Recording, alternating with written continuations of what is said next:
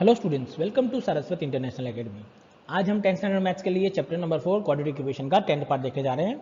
Last video में हमने exercise 134.3 के 4 क्वेश्चंस का सॉल्यूशन देखा था। तो आज के रिमेनिंग 4 क्वेश्चंस हैं, उनके क्वेश्चंस को हमें देखना है। 2, 3 और 4 क्वेश्चन को हमने सॉल्व किया था नेक्स्ट टाइम, तो इस बार 4th से आगे 8th क्वेश्चन तक आपका सिलेबस में इंक्लूड किया गया है, तो उसका सोल्यूशन आज हम इस वीडियो में देखेंगे। सारे वर्ड प्रॉब्लम्स हैं, तो इंपॉर्टेंट क्वेश्चन हैं सारे, आपको ध्यान रखना है कि इसे कैसे करना है।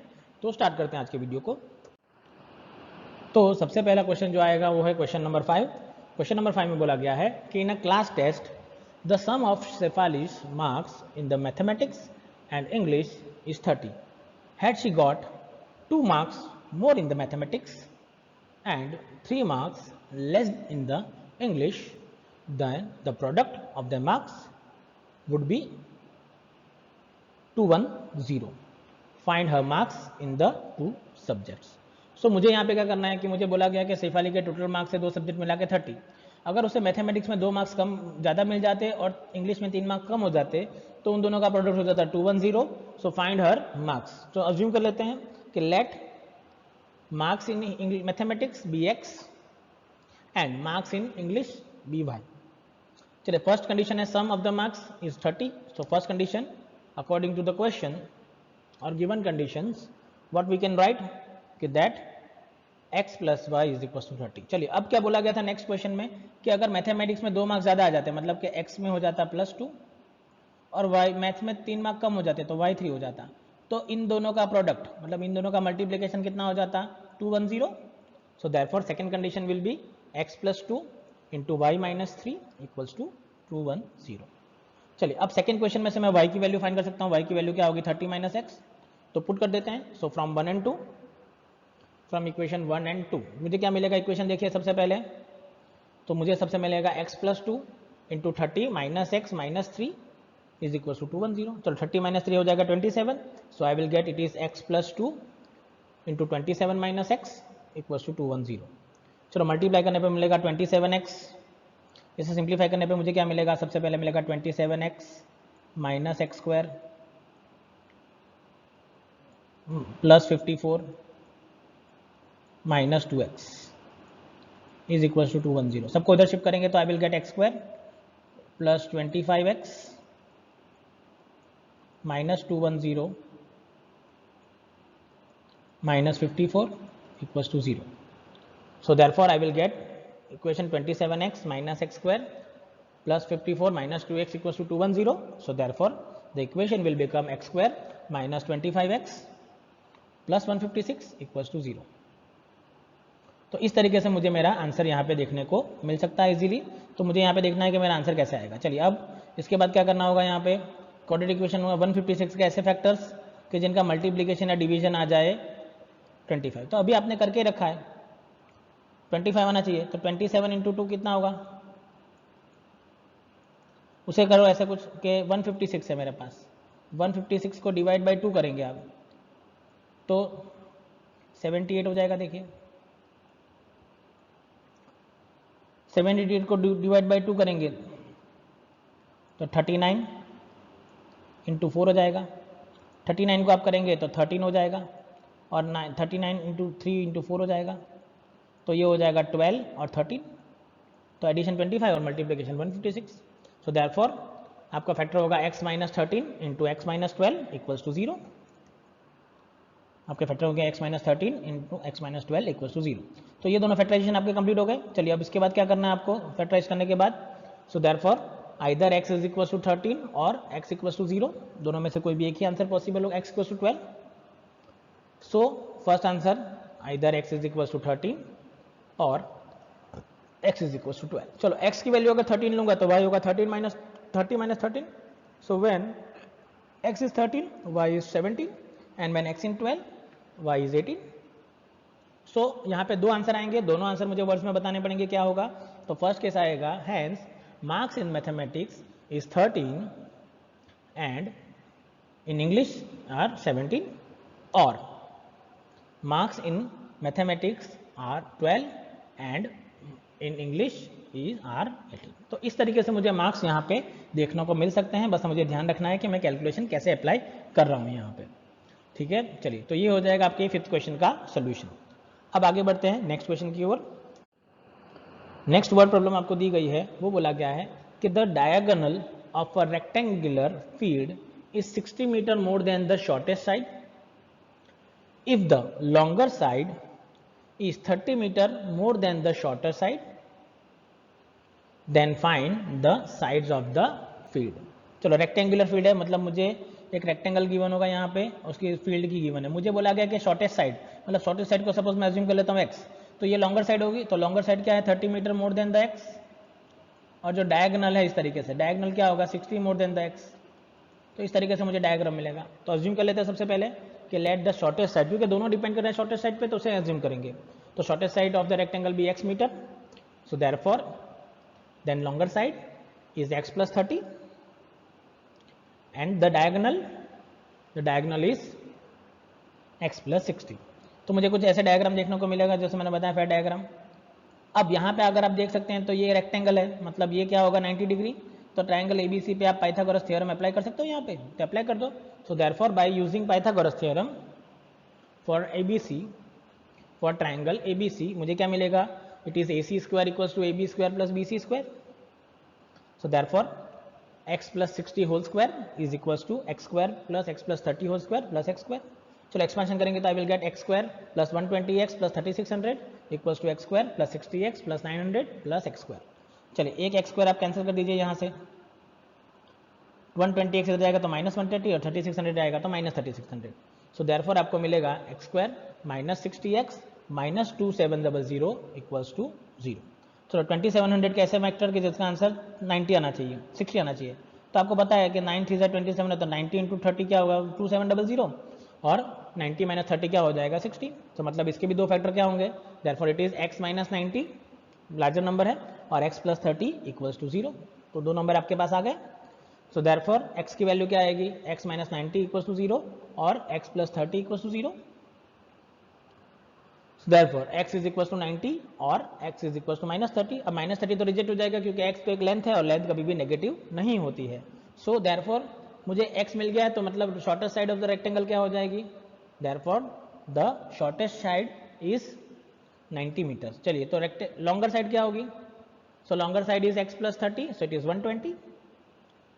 और डायगोनल क्या हो जाएगा, मुझे तो साइड फाइंड, देखिए अब डायगोनल फाइंड करने की जरूरत नहीं क्योंकि मुझे सिर्फ शॉर्टर और लॉन्गर साइड पूछी गई है, डायगोनल की वैल्यू नहीं पूछी गई है। तो देयरफॉर मुझे यहाँ पे ध्यान रखना होगा कि मैं डायगोनल का वैल्यू नहीं फाइंड करूँ। चलिए उसके बाद बात करते हैं नेक्स्ट क्वेश्चन की।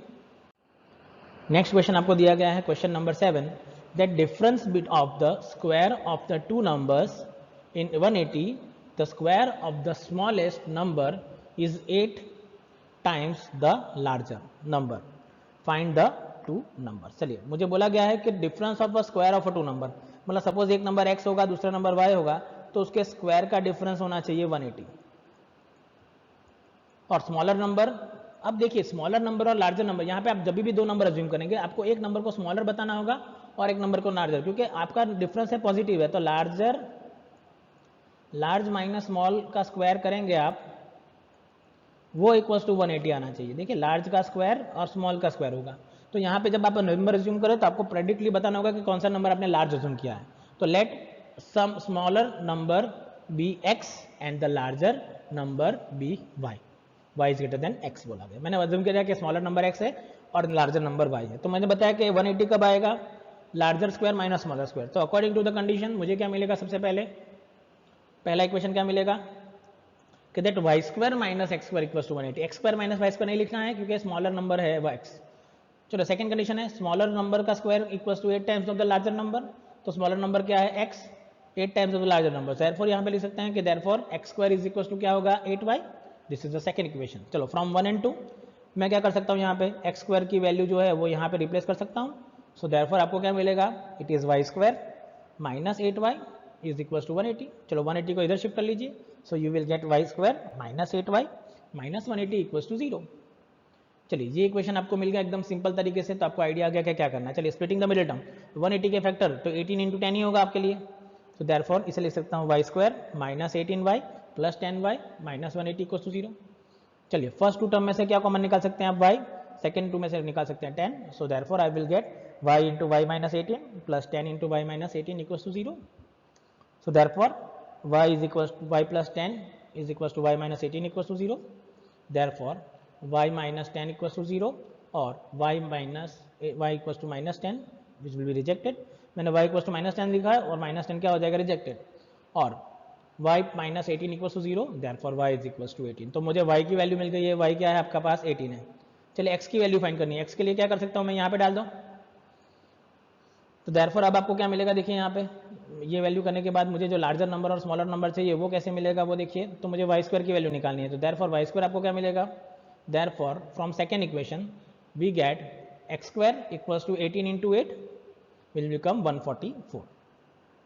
चलो 144 का स्क्वायर रूट क्या होगा, प्लस और माइनस 12 होता है, एक्स स्क्वायर को निकालेंगे तो एक्स की वैल्यू आपको क्या मिलेगी, एक्स विल बिकम प्लस और माइनस 12. तो मुझे एक्स की वैल्यू मिल गई है एक्स प्लस और माइनस 12. तो मतलब सपोज कि मैं y की सबसे पहले वैल्यू लूंगा 18, तो मतलब x के लिए एक वैल्यू मिलेगी प्लस 12 और y के लिए अगर नंबर 18 होगा तो x के लिए मुझे माइनस 12 भी मिल सकता है. मतलब यहाँ पे दो नंबर्स की पेयर मिलेगी, सिंगल पेयर नहीं है. आंसर में आपको दोनों पेयर लिखने पड़ेंगे, वो याद रखना. सिंगल पेयर लिखेंगे तो आपका हाफ मार्क्स कट जाएगा, याद रखना, क्योंकि दोनों पेयर मिली है. देयरफॉर द नंबर्स आर 18 12 और 18 माइनस 12. मतलब दोनों आंसर पॉसिबल है, या तो 18 और 12 होगा या तो 18 और माइनस 12 होगा. मतलब दोनों आंसर आपको यहाँ पे बताने पड़ेंगे, तभी जाके आपका ये आंसर वैलिड कहा जाएगा. आइडिया आ जाएगा. चलिए तो देखते हैं इस एक्सरसाइज के लिए लास्ट क्वेश्चन, क्वेश्चन नंबर 8 के लिए. चलिए क्वेश्चन नंबर 8 में जो दिया गया है उसकी बात करता हूँ. तो क्वेश्चन नंबर 8 में गिवन है कि that a train travels 360 kilometre at a uniform speed. If the speed had been 5 kilometre per hour more it would take 1 hour less for the same journey. Find the speed of the train. चलिए मुझे बोलेगी, ये question भी most important है for example for question, most IMP question है ये, याद रखना आपके लिए. चलो मुझे बोला गया है कि 360 किलोमीटर जर्नी डिस्टेंस करनी है एक पर्टिकुलर स्पीड पे. अगर ट्रेन की स्पीड 5 किलोमीटर पर आवर मोर मतलब ऐड हो जाती तो वो नॉर्मल टाइम से 1 आवर कम लेता. और ट्रेन की स्पीड क्या होगी वो फाइंड करनी है. चलो अज्यूम कर लेते हैं, let's uniform speed of the train is x kilometre per our. चलिए अब मुझे बोला गया है, चलो पहली लेट ओरिजिनल स्पीड है, न्यू स्पीड कितनी हो जाएगी. चलो ओरिजिनल स्पीड है तो इसके लिए टाइम कितना लगेगा आपको, मैं यहाँ बता रहा हूँ टाइम कितना लगेगा इस केस के लिए. सपोज टाइम गिनता हूँ इसके लिए, तो ये टाइम मुझे लगेगा distance over speed, so it is 360 divided by x. चलो न्यू स्पीड कितनी हो जाएगी उसके बाद, न्यू स्पीड तो कितना ऐड हो गया x प्लस 5, तो न्यू स्पीड हो जाएगी x प्लस 5. चलो उसके लिए टाइम कितना लगेगा आपको, सो it is 360 divided by x plus 5. चलिए टाइम किस में ज़्यादा लगेगा, जिसमें स्पीड ज़्यादा कम है. तो मतलब मैं ये टाइम 1 गिनूँ और टाइम 2 गिनूँ, सो t1 माइनस t2 का जो डिफरेंस आएगा वो कितना होगा 1 आवर का. So therefore according to the condition मैंने बताया क्या होगा आपके लिए आंसर आएगा it is 360 divide by x minus 360 divide by x plus 5 equals to 1. चलिए यहाँ पे आप करिए, क्रॉस मल्टीप्लाई करिए तो आपको मिलेगा x 360 into x plus 1800 minus 360x equals to x square plus 5x. Cross multiply करके एलसीएम ले लिया, चलो 360x कैंसिल, 1800 आप इधर शिफ्ट कर लीजिए, सो आपको मिलेगा it is x square plus 5x minus 1800 equals to 0. चलो 1800 के ऐसे फैक्टर्स कि जिसका एडिशन या सब्ट्रैक्शन 5 आना चाहिए. सो 1800 को मैं लिख सकता हूँ 1800, सो 180 इंटू 10 लिख देता हूँ पहले, 5 आना इसलिए. चलो 180 को मैं लिख सकता हूँ 90 इंटू 20 और फैक्टर करते हैं 90 को कर सकते हैं 45 और इसे कर सकता हूँ 40. तो देखिए मुझे गैप मिल गया 5 का, मैंने क्या किया 2 इसमें ऐड करता गया तो मुझे आंसर इजीली मिल गया. तो मुझे आंसर मिल गया 45 और 40. तो मुझे प्लस 5 लाना है तो मुझे करना होगा प्लस 45 और minus 40. So therefore I can say it is x square plus 45x minus 40x minus 1800 equals to 0. So पहले में से x कॉमन निकलेगा तो x प्लस 45 माइनस 40 कॉमन निकलेगा तो x प्लस 45 इक्वल्स टू 0 हो जाएगा. चलो उसके आगे x minus 40 into x minus 45, x plus 45 equals to 0. तो इसमें से मुझे x की वैल्यू क्या मिलेगी, देयरफॉर x इक्वल्स टू मिलेगा प्लस 40 और x इक्वल्स टू मिलेगा माइनस 45. अब स्पीड तो माइनस होती नहीं सकती, मतलब x माइनस 45 क्या हो जाएगा, रिजेक्ट हो जाएगा. सो देयरफॉर मेरी x की वैल्यू क्या हो गई 40. सो देयरफॉर मैं यहाँ पे आंसर लिख सकता हूँ कि therefore speed of the train is equals to 40 kilometre पर तो यहाँ पे स्पीड ऑफ द ट्रेन क्या हो जाएगी, 40 किलोमीटर पर आवर हो जाएगी। तो इस तरीके से मैं इसे एकदम इजीली कैलकुलेट कर सकता हूँ और मेरा आंसर यहाँ पे देखने को मिल सकता है। तो ये था आपका एक्सरसाइज 4.3 के क्वेश्चंस। अब एक लास्ट एक्सरसाइज हमारी बाकी है, उसका वीडियो हम नेक्स्ट क्लास में देखेंगे, तब हमारा ये चैप्टर कंप्लीट हो जाएगा। So thank you very much for watching this video.